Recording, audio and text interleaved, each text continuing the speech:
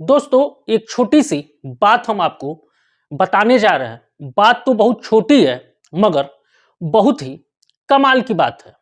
दोस्तों, कहा गया है कि अगर आपकी आवाज ऊंची हो तो कुछ लोग जरूर सुनते हैं, अगर आपकी बात ऊंची हो तो ढेर सारे लोग सुनते हैं। दोस्तों, आज की मोटिवेशनल सच्ची कहानी उन लोगों के लिए है जिन्हें कोई रास्ता नहीं दिख रहा है और जो हताश निराश हो गए हैं अपनी जिंदगी से।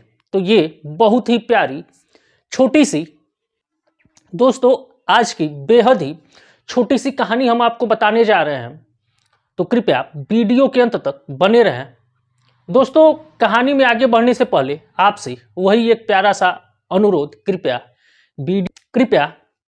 वीडियो को लाइक करें, साथ साथ चैनल को सब्सक्राइब करें और कमेंट में ये ज़रूर बताएं कि हमारी वीडियो को आप कहां से देख रहे हैं, ताकि हमारा हौसला और भी बढ़ता रहे और इसी प्रकार से हम आप लोगों के लिए मनोरंजन से युक्त और साथ साथ ज्ञान से भी परिपूर्ण कहानियां लेकर के आते रहें।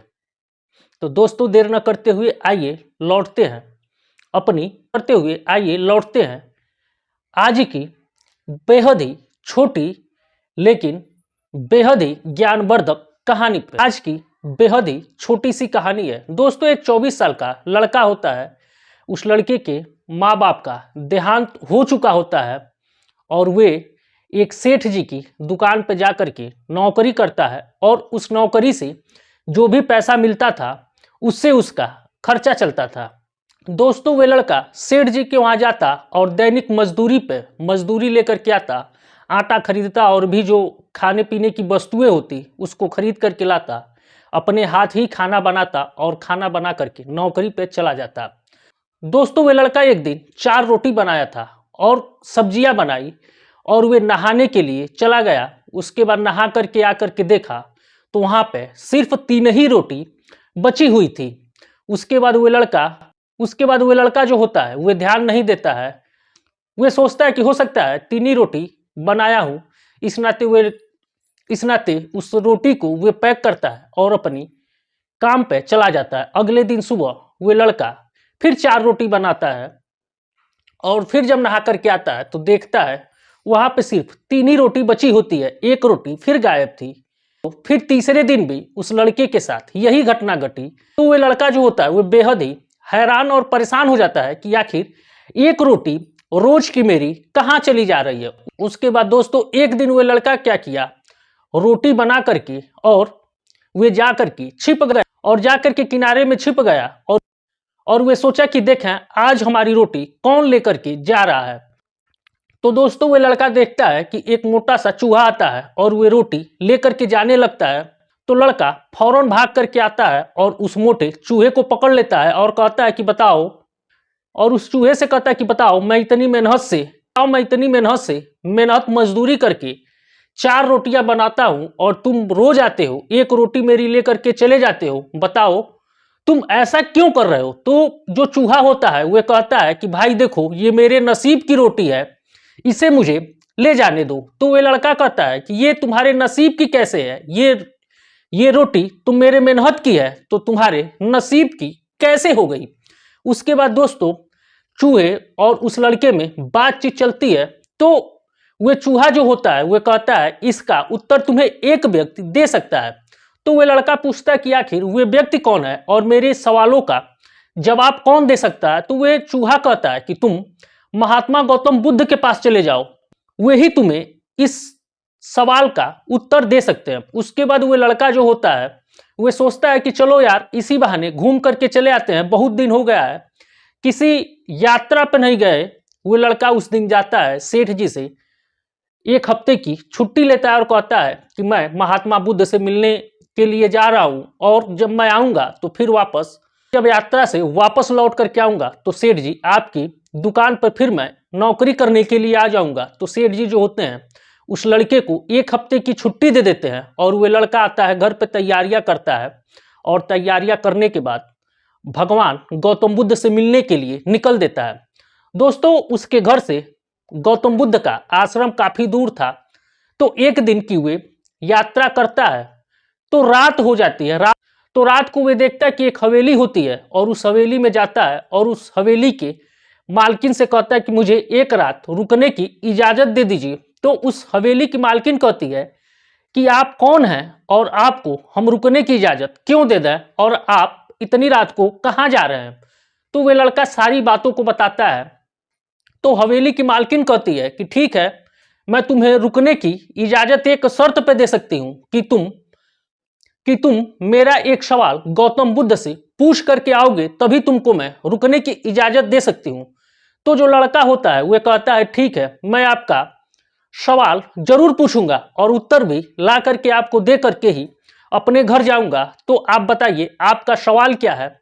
तो उस हवेली की मालकिन उससे कहती है उस हवेली की मालकिन उस लड़के से कहती है कि मेरी 20 साल की लड़की है और जब से वह पैदा हुई है आज तक बोली नहीं है।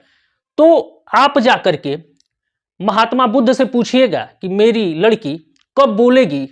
यही कह करके उस हवेली की मालकिन जो होती हैं वे रोने लगती हैं। लड़का कहता है कि ठीक है, आप परेशान मत होइए माताजी, इसका जवाब मैं जल्द आपको ला करके दूंगा। उसके बाद रात को वे लड़का उसी हवेली में रुकता है और अगले दिन सुबह अपनी यात्रा प्रारंभ कर देता है। जब अगले दिन सुबह यात्रा प्रारंभ करता है तो रास्ते में उसे ढेर सारी कठिनाइयों का सामना करना पड़ता है। ऊंचे ऊंचे पहाड़, गहरी खाई को पार करते हुए लड़का एक जगह एक पहाड़ पर पहुंचता है। उस पहाड़ पर देखता है कि ढेर सारे बर्फ जो पड़े होते हैं और उस लड़के को समझ में नहीं आता है कि ये बर्फों भरा पहाड़ वे कैसे पार करेगा और कैसे महात्मा बुद्ध तक पहुंचेगा। उसके बाद वे कुछ दूर बर्फ पे चलता है तो उसे एक जादूगर दिखाई देता है और वे लड़का उस जादूगर के पास आकर के कहता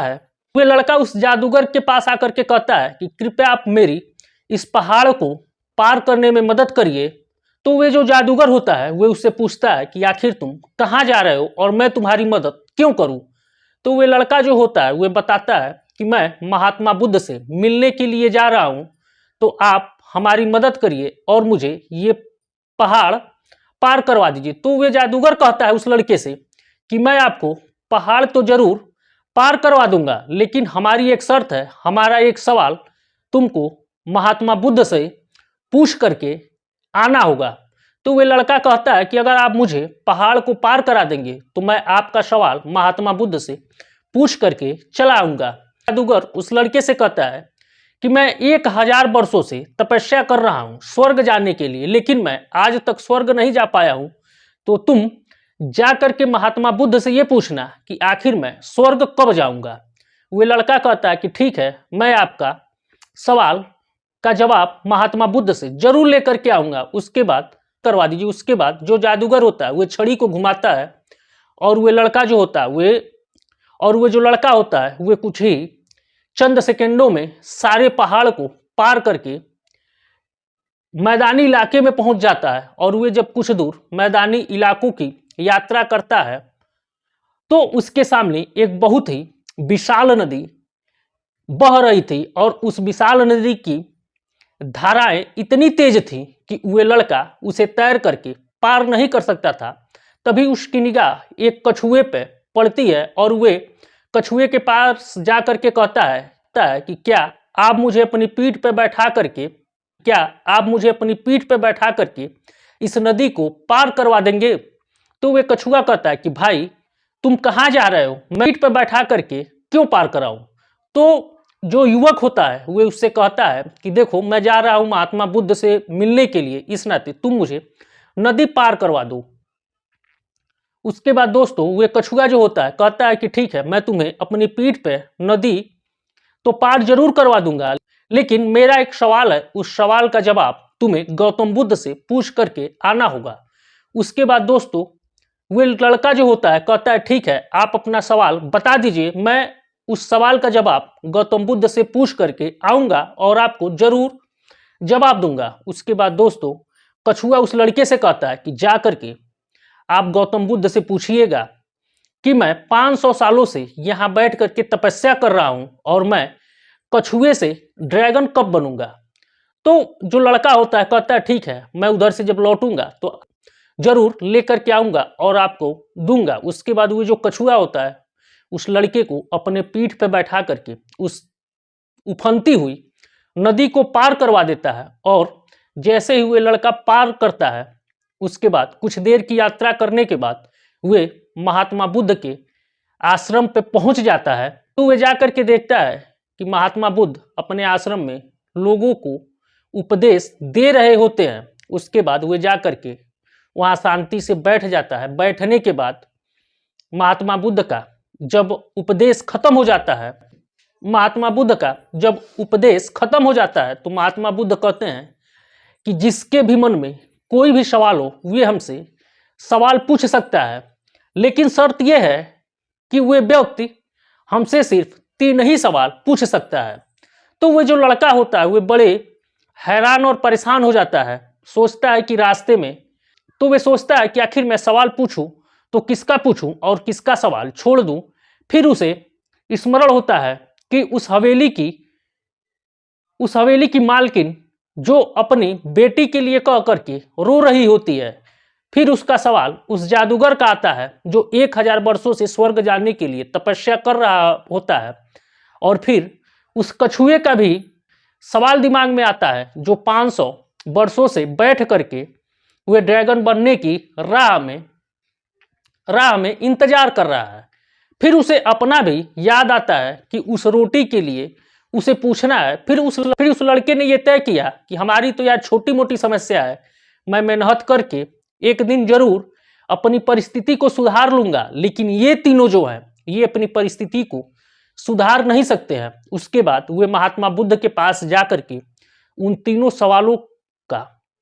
तीनों का सवाल उनके पास बारी बारी करके रखा और कहा कि एक हवेली की मालकिन मुझे रास्ते में मिली थी, उसकी 20 वर्षीय बेटी थी जो आज तक बोल नहीं पा रही है और वे महिला काफी परेशान है और रो भी रही थी। तो प्रभु जी आप हमको ये बताइए उसकी बेटी कब बोलना शुरू करेगी। तो पहले सवाल के जवाब में महात्मा बुद्ध ने कहा कि जैसे ही उसकी बेटी की शादी हो जाएगी वैसे ही वे बोलना शुरू कर देगी। उसके बाद दोस्तों वे दूसरा प्रश्न जादूगर का कहता है। तो महात्मा बुद्ध ने उससे कहा कि वे जादूगर जैसे ही अपनी छड़ी को त्याग देगा वैसे वे स्वर्ग में पहुंच जाएगा, क्योंकि उस जादूगर का लगाव उस छड़ी पे ज्यादा है और वही छड़ी जो है उसे स्वर्ग जाने में बाधा बन रही है। उसके बाद तीसरा सवाल उस लड़के ने महात्मा बुद्ध से कछुआ का पूछा। तो फिर महात्मा बुद्ध ने कहा कि जिस दिन कछुआ अपनी खोल को त्याग देगा उसी दिन वे ड्रैगन बन जाएगा। और इन सब सारे सवालों का जवाब लेकर के वे युवक जो होता है महात्मा बुद्ध के आश्रम से निकल देता है। और सबसे पहले जब आता है तो नदी के किनारे कछुआ उस लड़के का इंतजार कर रहा होता है और उससे पूछता है कि भाई मेरे सवाल का जवाब महात्मा बुद्ध ने क्या दिया। तो उसने बताया कि जिस दिन तुम अपने खोल को त्याग दोगे उसी दिन तुम ड्रैगन बन जाओगे।